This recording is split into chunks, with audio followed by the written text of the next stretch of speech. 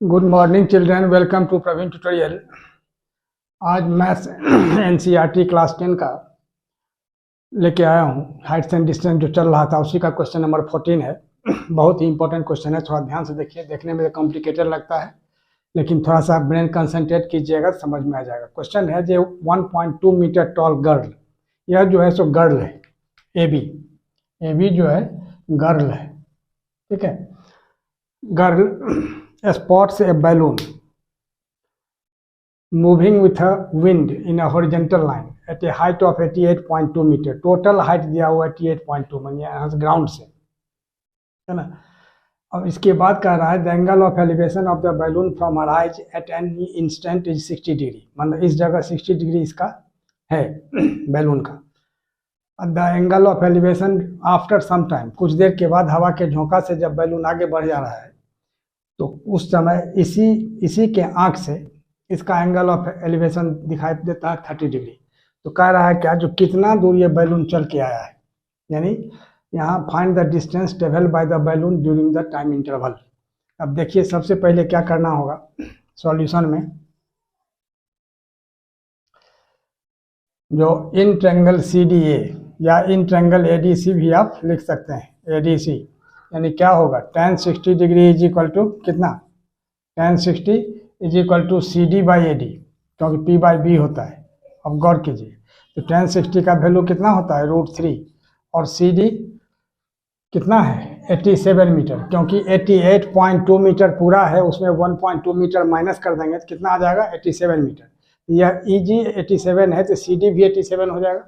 यहाँ लिखना होगा 87 बाई AD, ठीक है। अब क्रॉस मल्टीप्लाई अगर हम करते हैं तो क्या होगा √3 AD इज इक्वल टू 87। तो AD इज इक्वल टू कितना होगा 87 बाई √3। अब √3 से ऊपर नीचे अगर हम मल्टीप्लाई कर देते हैं यानी रेशनलाइज किया जाता है तो क्या होगा, आगे आइए, ये 87 √3 बाई 3 यानी AD इज इक्वल टू हो जाएगा 87 √3 अब बाई 3। इसको अगर हम कैंसिल करते हैं तो कितना होता है 29 3 या 87, और 29 को √3 से मल्टीप्लाई करना है। तो अभी फिलहाल इतना ही रहने दीजिए, 29 √3 मीटर। यही 29 √3 मीटर जो हुआ AD निकल गया। अब आइए in triangle AGE, in triangle AGE, तो AGE में क्या करना है, जो 30 डिग्री से बढ़ना है, यानी tan 30 degree is equal to कितना, ये होगा EG माने P by B, EG by AG।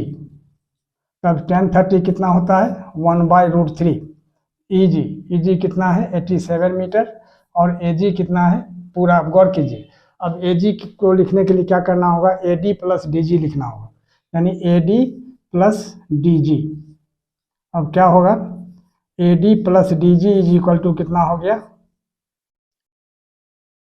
Cross multiply करेंगे तो 87 √3, ठीक है।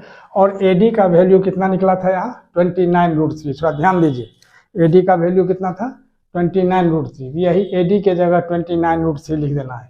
यानी क्या लिखना होगा, जो AD के जगह 29 √3 अब plus DG is equal to कितना 87 √3, ठीक है। अब DG निकालना है, क्योंकि बैलून यहाँ है, यहाँ से मान C से E तक आया है तो कितना डिस्टेंस ट्रेवल करेगा, जितना ये है उतना ही DG भी हो जाएगा। तो वही DG अब निकालना है। क्या है 29 √3 plus DG is equal to 87 √3। तो DG इज इक्वल टू कितना हो जाएगा, अब गौर कीजिए 87 √3 माइनस 29 √3। अब 87 में 29 अगर हम माइनस करते हैं तो कितना होता है 58 √3। 58 √3 मीटर क्या हो गया, यही DG हो गया। तो लास्ट में लिख देना होगा therefore the distance travelled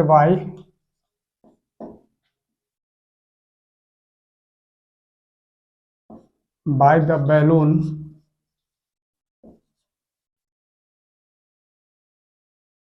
is equal to DG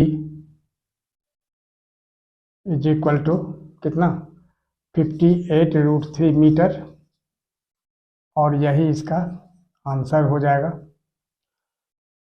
और एक इम्पॉर्टेंट नोटिस, महत्वपूर्ण सूचना, जो विवाहोत्सव में यानी मैरिज सिरोमनी में शामिल होने के लिए मैं 1 सप्ताह के लिए बाहर जा रहा हूँ, और इस बीच मैं वीडियो या शॉर्ट्स अपलोड नहीं कर पाऊँगा।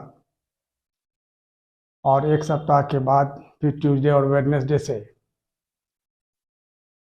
जिस तरह से मैं आप लोगों के साथ जुड़ा हुआ था उसी तरह से जुड़ जाऊंगा, और इम्पोर्टेंट क्वेश्चन का सीरीज फिर से स्टार्ट किया जाएगा। और तब तक आप लोग खुश रहिए, स्वस्थ रहिए, सुरक्षित रहिए, अपने पर भी ख्याल रखिए, और उन सबों पर ख्याल रखना है जो आप पर ख्याल रखते हैं।